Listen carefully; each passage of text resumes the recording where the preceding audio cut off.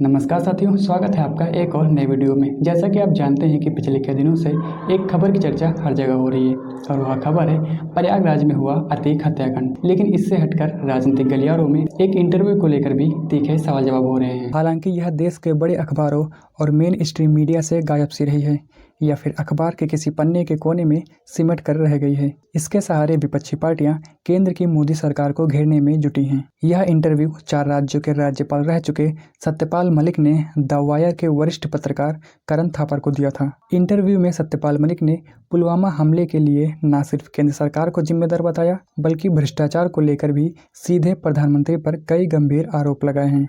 यह पहली बार है जब भारतीय जनता पार्टी के किसी वरिष्ठ नेता और कई अहम पदों पर रह चुके व्यक्ति ने प्रधानमंत्री पर सीधा आरोप लगाया है। इन आरोपों पर अब तक पार्टी ने किसी भी तरह की कोई सफाई नहीं दी है। हालांकि इंटरव्यू के बाद सत्यपाल मलिक पर भी कई तरह के सवाल उठ रहे हैं। यह पहली बार नहीं है जब सत्यपाल मलिक के बयानों को लेकर हंगामा हो रहा है। इससे पहले भी कई ऐसे मौके आए हैं जब उनके बयानों से उनकी ही पार्टी को मुश्किलों का सामना करना पड़ा है। सवाल यह है कि आखिर सत्यपाल मलिक ऐसा क्यों कर रहे हैं, वो भी ऐसी पार्टी के खिलाफ जिसने उन्हें न सिर्फ लोकसभा चुनाव का टिकट दिया, बल्कि पार्टी के राष्ट्रीय उपाध्यक्ष से लेकर 4 राज्यों के राज्यपाल का पद तक दिया। क्या इसमें उनके राजनीतिक हित जुड़े हुए हैं? वे अपने पीछे जिस जाट समाज और किसानों के समर्थन का दावा करते हैं, आखिर उनके दावे में कितना सच है? इन्हीं सब को जानने के लिए जरूरी है कि सबसे पहले यह समझा जाए कि सत्यपाल मलिक आखिर कौन है।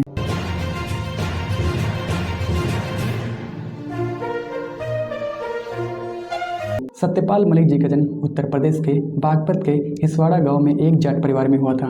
मेरठ कॉलेज से इन्होंने विज्ञान स्नातक और LLB की डिग्री हासिल की। इनको अपने राजनीतिक जीवन की शुरुआत करते हुए छात्र संघ अध्यक्ष के रूप में चुना गया था। इन्हें राजनीति में लाने का काम चौधरी चरण सिंह ने किया था। साल 1974 में चौधरी चरण सिंह के भारतीय क्रांति दल की टिकट पर बागपत विधानसभा का चुनाव लड़ा और महज 28 साल की उम्र में विधानसभा पहुंच गए। इन्होंने डाले गए वोटों का कुल 42% वोट प्राप्त करके चुनाव जीता था और भारतीय कम्युनिस्ट पार्टी के अपने प्रतिद्वंदी आचार्य दीपांकर को हराया, जिन्हें कुल वोटों का 31% वोट ही मिला था। बाद में भारतीय लोकदल के गठन के बाद वे पार्टी में शामिल हो गए और लोकदल के महासचिव बने। 1980 में लोकदल पार्टी से राज्यसभा पहुंचे, लेकिन 4 साल बाद ही उन्होंने उस कांग्रेस का दामन थाम लिया जिसके शासनकाल में लगी इमरजेंसी का विरोध करने पर वे जेल गए थे। 1984 में कांग्रेस से राज्यसभा पहुंचे। 1987 में राजीव गांधी पर बोफोर्स घोटाले का आरोप लगा, जिसके खिलाफ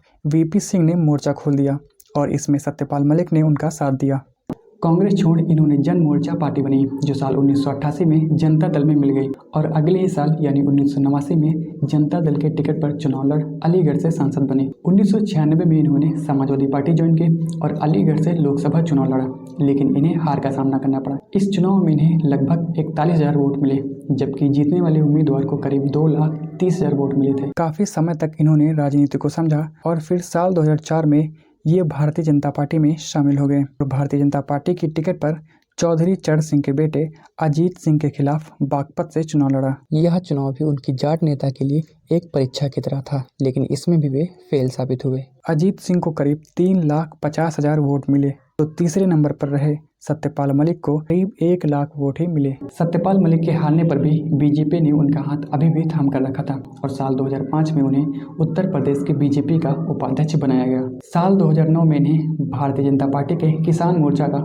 ऑल इंडिया इंचार्ज बनाया गया। इसके अलावा 2012 में इन्हें बीजेपी का राष्ट्रीय उपाध्यक्ष बनाया गया। यह वो समय था जब बीजेपी उत्तर प्रदेश में अपनी जमीन तलाश रही थी और उसे एक जाट लीडर की तलाश थी। उसी समय सत्यपाल मलिक का नरेंद्र मोदी के साथ व्यक्तिगत संवाद हुआ और एक दूसरे के साथ राजनीतिक संबंध मजबूत हुए। 2014 में बहुमत के साथ बीजेपी सत्ता में आई और इसी के साथ ही 30 सितंबर 2017 को सत्यपाल मलिक को बिहार का राज्यपाल बनाया गया। करीब 11 महीने बिहार का राज्यपाल रहने के बाद 23 अगस्त 2018 से 30 अक्टूबर 2019 तक उन्हें जम्मू कश्मीर का राज्यपाल नियुक्त किया गया। इनके कार्यकाल में ही जम्मू कश्मीर में विधानसभा भंग हुई, जिसके बाद राज्य का पूरा शासन इनके हाथ में आ गया। इसी दौरान 5 अगस्त 2019 को जम्मू कश्मीर से अनुच्छेद 370 हटाया गया। 3 नवंबर 2019 से 18 अगस्त 2020 तक इन्हें गोवा के राज्यपाल के रूप में नियुक्त किया गया और फिर 19 अगस्त 2020 से 3 अक्टूबर 2022 तक ये मेघालय के राज्यपाल के पद पर रहे। यहाँ तक का सफ़र इन्होंने राजनीति में बीजेपी में रहकर गुजारा। सत्यपाल मलिक को अभी 6 महीने भी नहीं हुए पार्टी से अलग हुए और उन्होंने उसी पार्टी के खिलाफ कुछ ऐसा बयान दिया कि सभी को अचंभित कर दिया। आम जनता के साथ साथ देश की कई अन्य राजनीतिक पार्टियों के मन में भी कई तरह के सवाल उठ रहे हैं। दरअसल 14 अप्रैल 2023 को सत्यपाल मलिक ने एक इंटरव्यू में उन्होंने विस्तार से उन घटनाओं का जिक्र किया जो न सिर्फ केंद्र सरकार पर बल्कि प्रधानमंत्री पर भी कई गंभीर सवाल खड़े करते हैं। आज से लगभग 4 साल पहले 14 फरवरी 2019 को जम्मू कश्मीर के पुलवामा में विस्फोटकों से भरी गाड़ी सीआरपीएफ के लगभग 78 बसों के काफिले में चल रही एक बस से भिड़ा दी गई थी। इस आत्मघाती हमले में देश के 40 जवान शहीद हो गए थे। इस घटना के लिए सत्यपाल मलिक ने केंद्र सरकार को जिम्मेदार बताया। उन्होंने इंटरव्यू में कहा कि जम्मू से श्रीनगर पहुंचने के लिए सीआरपीएफ को 5 एयरक्राफ्ट की जरूरत थी। उन्होंने गृह मंत्रालय से 5 एयरक्राफ्ट मांगे लेकिन उन्होंने मना कर दिया। अगर उन्हें एयरक्राफ्ट दे दिए गए होते तो ये घटना ना हुई होती। उनका कहना है कि जवानों का इतना बड़ा काफिला सड़क से नहीं जाता है। उन्होंने इंटरव्यू में बताया कि जब यह जानकारी उन्होंने प्रधानमंत्री को दी और अपनी गलती के बारे में बताया तो प्रधानमंत्री ने उन्हें चुप रहने के लिए कहा। 17 फरवरी को दैनिक भास्कर के वरिष्ठ पत्रकार हेमंत अत्री ने अपनी रिपोर्ट में भी इस बात का जिक्र किया था। उन्होंने लिखा था कि 4 फरवरी से बर्फबारी के कारण जम्मू में फंसे सीआरपीएफ के जवानों को भी हवाई मार्ग से श्रीनगर पहुंचने के लिए मंजूरी मांगी गई थी। सीआरपीएफ ने इसका प्रस्ताव बनाकर मुख्यालय भेजा था जहां से इसे गृह मंत्रालय को भेजा गया था, लेकिन कोई जवाब नहीं आने पर सीआरपीएफ का काफिला 14 फरवरी को जम्मू से श्रीनगर के लिए रवाना हो गया और दोपहर लगभग 3:15 बजे आतंकी हमला हुआ। सत्यपाल मलिक का कहना है कि घटना की सारी जिम्मेदारी पाकिस्तान की तरफ जानी है। शायद इसी कारण उन्हें चुप रहने के लिए कहा गया है। उन्होंने इंटरव्यू में यह भी आरोप लगाया कि पुलवामा हमले को भारतीय जनता पार्टी ने चुनाव के लिए इस्तेमाल किया। उन्होंने इंटरव्यू में इस बात का भी जिक्र किया कि जम्मू कश्मीर से धारा 370 हटाने के इतने बड़े फैसले की जानकारी उन्हें महज एक दिन पहले दी गई थी। उन्होंने बताया कि कुछ नहीं पता था। एक दिन पहले ही शाम को गृह मंत्री का फोन आया कि सत्यपाल, मैं एक चिट्ठी भेज रहा हूँ, सुबह अपनी कमेटी से पास करा के 11 बजे से पहले भेज देना।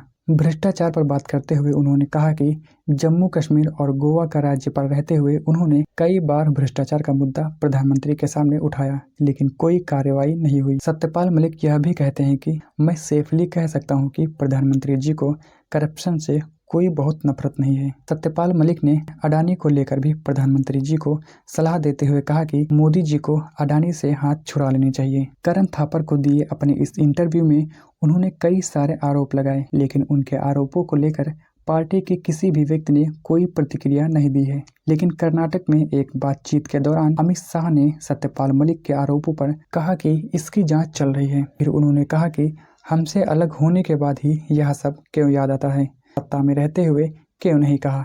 ऐसा नहीं है, एक जांच चल रही है। इसमें उन्होंने जो कहा है इसके अलावे कोई साक्ष्य सबूत या चीजें आई होगी तो बुलाया है। तीसरी बार बुलाया है, इसलिए हमारे खिलाफ बोलने के कारण बुलाया, ये सत्य नहीं है।